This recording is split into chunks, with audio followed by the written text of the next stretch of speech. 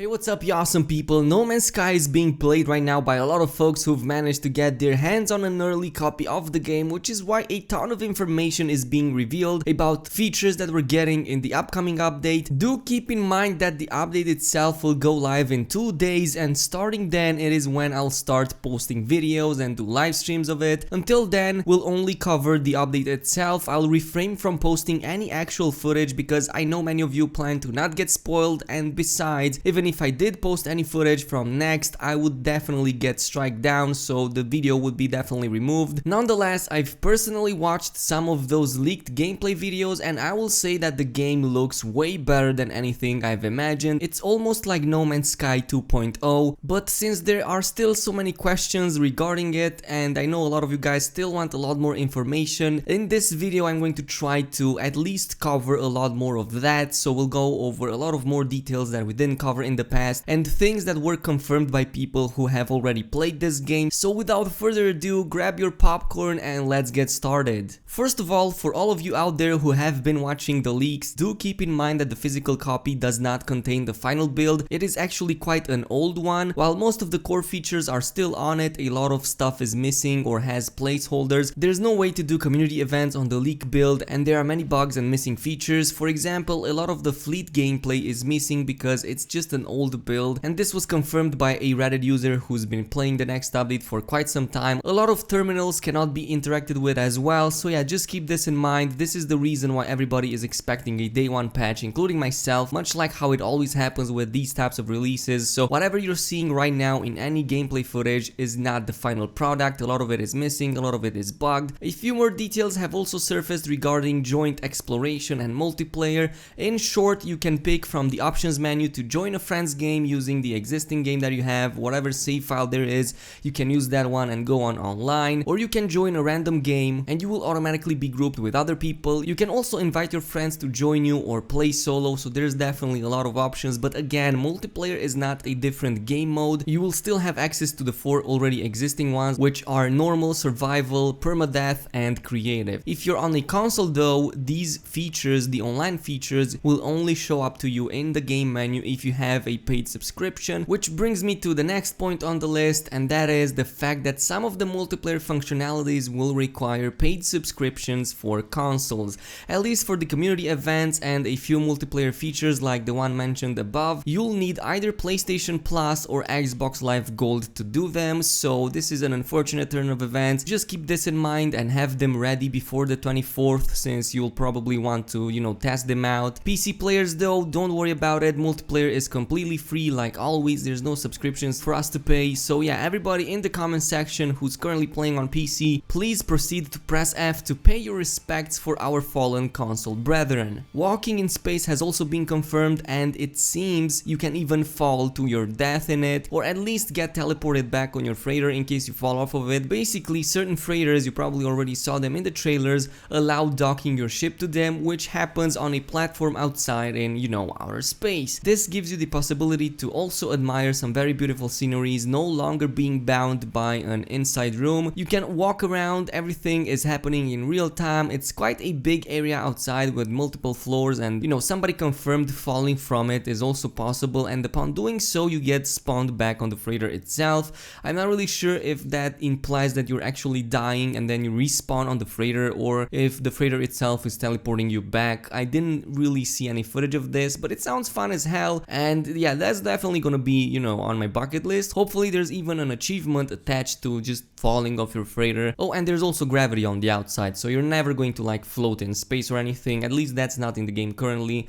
Hopefully it will someday. The procedural generation, we've spoken about this in the previous video, but there's more detail on it as well. It is not only able to produce really Earth-like planets and just generally be way better than how it currently is, but also produces full ocean planets, and the oceans themselves are much deeper and more scary than they are currently in the game. There also appear to be trenches, so I'm not sure if we're gonna find anything too deep, but it's still better from what I hear. While the ocean life might not be improved too much underwater outside of possibly a few more creature models, it's still cool having this as a common occurrence, because in the current live build it's super hard to find an ocean planet. If I'm not mistaken, you actually need mods in order to find one. Most of the upgrade paths in Next have been drastically altered compared to how how they are now. If you're planning to hold anything outside of the basic elements such as iron, plutonium or whatever else, then keep in mind that they might be worthless in the next update. So yeah, just sell them now before the update goes live. And I'm especially talking about the high-end products. I'm not even sure if they're going to have any use in next, so just sell them outright and just keep units at hand. We're apparently getting some awesome upgrades for the exosuit as well. One thing that really caught my attention is something called rocket boots, which drastically increases your jump capabilities. We've already seen movement to be significantly different compared to the existing version of the game, so if we get a lot more of these, dude, I'm gonna be like super happy, because these are basically exactly what we need. And you know, just have those beautiful looking spacesuit, have some really nice animations to them, and of course having ways to augment them is what I want. Scavenger hunt also seems to have made it into the game.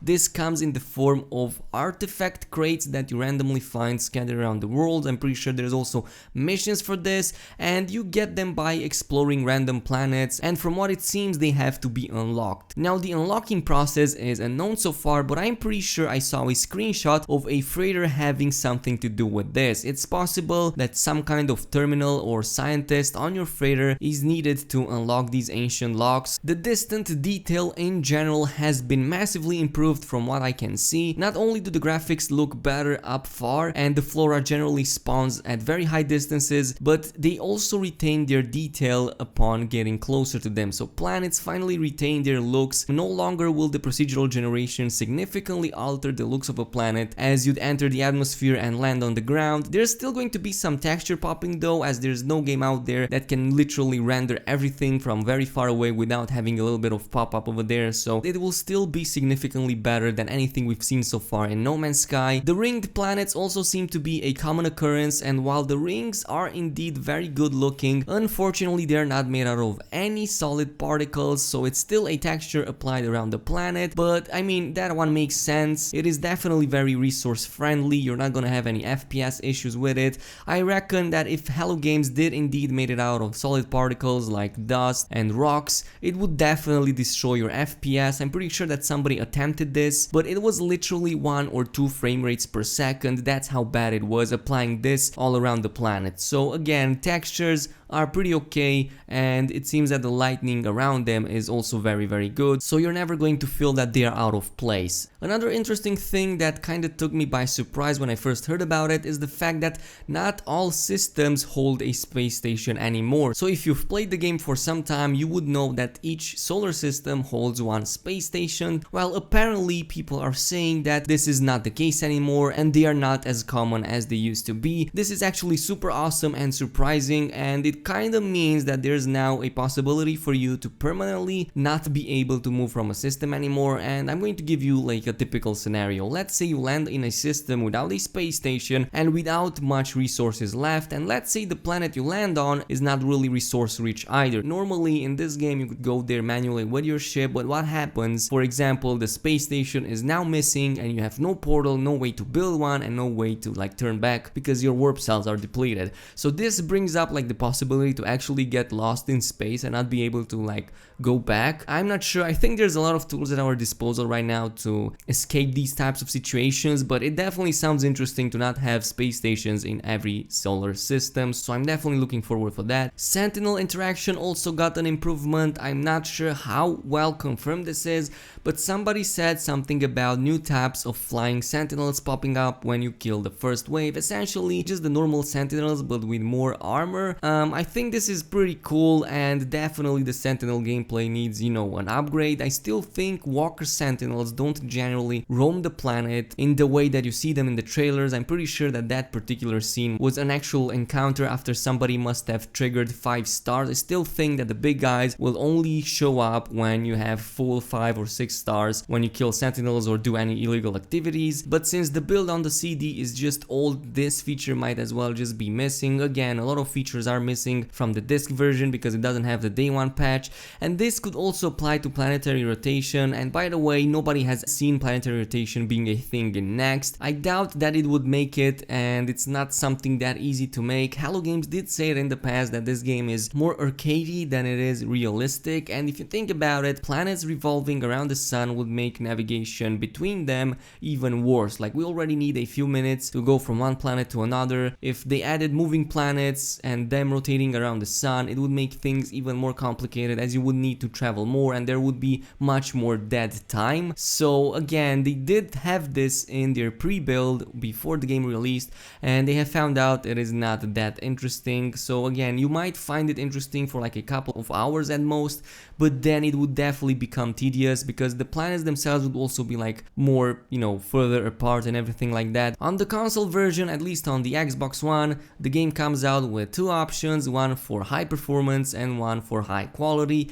It seems that the game looks much better on the Xbox One X compared to the original one. Similarly, I would assume it also applies to the PS4 Pro compared to the regular PS4. This is one of the main reasons why initially people got scared that the clouds would not look as good as they would look in the trailers. It was because whoever leaked that gameplay footage was playing on the old Xbox, and upon playing on the Xbox One X, he actually saw that the graphics are much improved and the clouds are indeed exactly as how you see them in the trailers. Of course, it all depends on planets because some planets have different color schemes. On the older console models, it seems that the graphical quality isn't necessarily as good as it is, you know, on the more advanced ones. It kind of makes sense as the Xbox One X and the PS4 Pro have 4K capabilities, 60 FPS, and generally just better hardware. And this brings us to the last and final point, which is, you know, the result of all of this hype. The game is really jumping right now in the popularity and the stats are off the charts. It's the #1 sold on Amazon right now. It was like in top 10 best sellers on Steam a couple of days ago. There are almost like 5K players at any given time, and it definitely looks like people are jumping aboard the hype train. Of course, this is just the PC. The PS4 definitely has like at least 2 times or even 3 or 4 times more players, so expect a lot of activity happening in No Man's Sky in the following months. This was about as much info as I could gather for the day. The update is definitely blowing a lot of people's expectations away, and unlike the previous leaks from 2016, this one is seen in a very positive light, so this brings my hopes very high for this game. But this kind of sums up today's video. I hope you guys enjoyed it. If you did, make sure to leave a like on the video, subscribe to the channel for more awesome content like this. Also follow me on social media, links in the description box, and I will see you guys next time.